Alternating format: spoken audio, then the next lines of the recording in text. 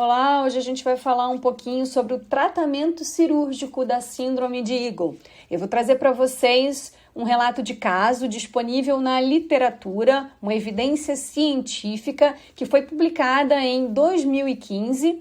É um artigo em inglês intitulado Eagle Syndrome, A New Surgical Technique for a Styloidectomy. Esse artigo ele vai estar disponível na internet, ele está disponível de forma gratuita na internet. O link para a leitura, caso vocês queiram se aprofundar, ela vai estar descrita ali na nossa legenda desse áudio-vídeo.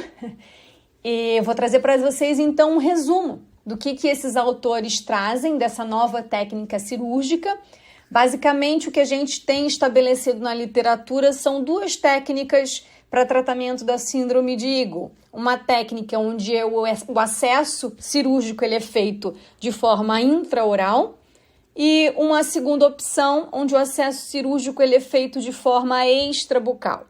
Todas as duas opções elas têm suas vantagens e desvantagens. Por conta disso, a ciência continua buscando novas opções, novas formas de tratamento cirúrgico para a síndrome de Eagle. E é por isso que eu estou trazendo para vocês, então, esse artigo onde os autores trazem uma nova técnica com o objetivo justamente de tornar uma técnica mais simples, mais assertiva, com menos efeitos para o paciente, levando assim ao resultado de melhor custo-benefício. Então, um resumo do trabalho traz a informação sobre o propósito do artigo, que é justamente discutir tanto o processo diagnóstico da síndrome de Eagle, como discutir a técnica desenvolvida pelos autores.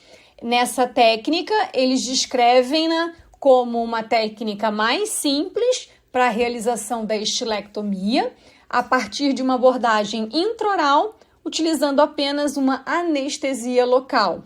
Então, seria uma técnica com maior facilidade de condução e sem as associações de complicações anestésicas relacionadas principalmente à técnica cirúrgica aberta extraoralmente, tá? Onde é feita em âmbito hospitalar, um procedimento cirúrgico mais longo, mais relacionado ao aumento de morbidade do que a técnica realizada de forma intraoral. Além disso, a forma extraoral ainda deixa uma cicatriz externa no paciente. Então, trazendo um pouco do que os autores trazem sobre o diagnóstico da síndrome de Eagle, eles falam, eles expõem no artigo como é feito o processo de diagnóstico da síndrome de Eagle nesses dois pacientes. Então, eles relatam que os pacientes chegaram buscando tratamento, apresentando como sintomas o desconforto para deglutição e uma dor incômoda na região posterior da maxila, apresentada de forma unilateral. Nos dois casos relatados no artigo, a dor era apresentada apenas no lado esquerdo. Essa dor, então, diminuía com a flexão do pescoço para o lado ipsilateral do problema. Haviam também associados a esses sintomas a disfagia, a dor de cabeça e o desconforto durante a extensão da língua.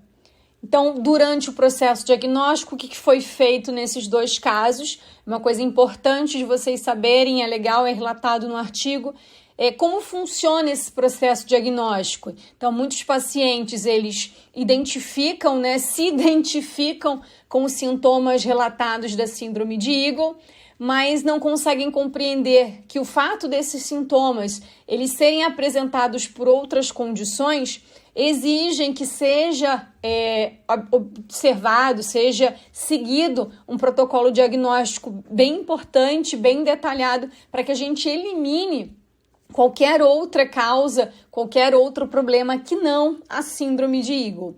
Então, nesse processo, inclui-se um relatório médico, de história médica odontológica do paciente.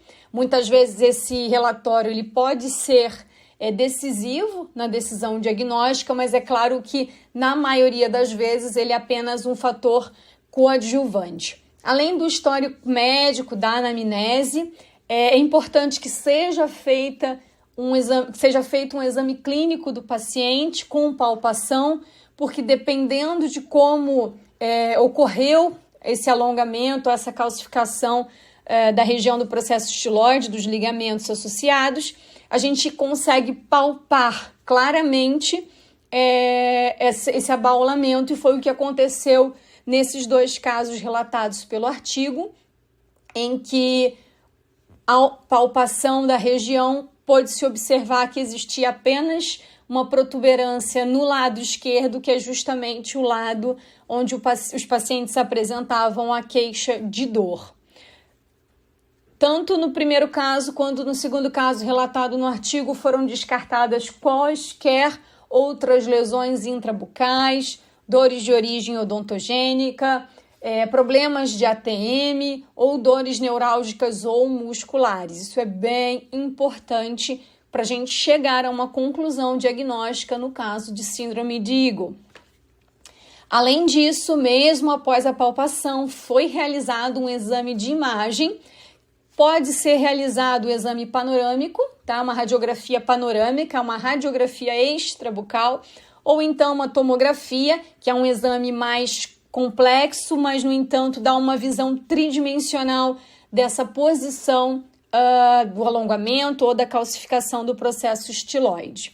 Então, além da palpação, né, da conclusividade em relação ao exame clínico, os autores ainda obtiveram as imagens que reafirmaram essas conclusões. Então, foi observada na imagem panorâmica e na tomografia esse alongamento, né, um aumento no tamanho do processo estiloide. Além disso, no caso dos pacientes apresentados no estudo, eles possuíam uma imagem de processo estiloide em forma de S, o que denota uma posição anteriorizada desse alongamento, dessa calcificação. Foi feito, então, a sugestão do procedimento cirúrgico como forma de tratamento. Então, como foi feita a cirurgia? Anestesia local infiltrativa, incisão intrabucal na região de ramo da mandíbula. É possível a partir do afastamento da dissecção dos tecidos moles, né? A observação do processo estiloide. As imagens elas estão disponíveis no artigo. É possível ver claramente a presença do processo estiloide alongado, e nessa técnica, a partir da utilização de instrumentos manuais, é feita a fratura da região alongada. Nessa cirurgia, nesse procedimento adotado pelos autores, não é feita a remoção completa do processo estiloide, apenas a região aumentada. Então, isso é um diferencial dessa cirurgia. Após, então, a remoção desse fragmento, é feito o fechamento do campo cirúrgico, sutura, e o paciente é acompanhado e recebe toda uma orientação sobre o pós-cirúrgico, inclusive de uso de medicações, que é um procedimento bem parecido quando o paciente faz uma extração de terceiros molares inclusos. Então, é um procedimento relativamente simples, com um pós-operatório relativamente tranquilo. Então, na discussão do artigo, os autores fazem um comparativo dessa nova técnica com as técnicas já existentes. Então, como grande vantagem, redução de chances de infecção, melhor visualização da área cirúrgica, ausência de cicatriz externa, de riscos de danos a estruturas adjacentes, mas é claro, como tudo que é relacionado à área de saúde, a gente tem que individualizar, né? Essa é uma nova técnica, é algo que a gente pode adicionar às nossas opções de tratamento cirúrgico da síndrome de Eagle. É necessário, sim, primeiro que seja feito um bom processo diagnóstico para que a gente tenha a certeza de estar indicando o melhor procedimento para o paciente. É legal a gente poder ter disponível aí para ler e entender melhor como funciona o processo, para se munir de informações que ajudam no momento da decisão, que deve ser conjunta entre o profissional de saúde e o paciente. O paciente tem que estar ciente, tem que conseguir compreender as diferentes vantagens e desvantagens associadas a cada técnica e com isso aí a gente conseguir ter um melhor resultado no longo prazo. Então essa daí foi o nosso resumo desse artigo científico. Espero que tenha ajudado a esclarecer algumas informações e até a próxima. Quem tiver dúvida, quiser mais informações, é só deixar aí uma mensagem pra gente. Quem gostar, dá um like. Quem não gostar, pode fazer sugestões que a gente está aqui sempre para melhorar. O objetivo é tentar trazer informação valiosa, informação de qualidade, que possa realmente causar impactos positivos na saúde das pessoas que nos acompanham aqui. Tá bom? Um abraço para todo mundo e boa semana.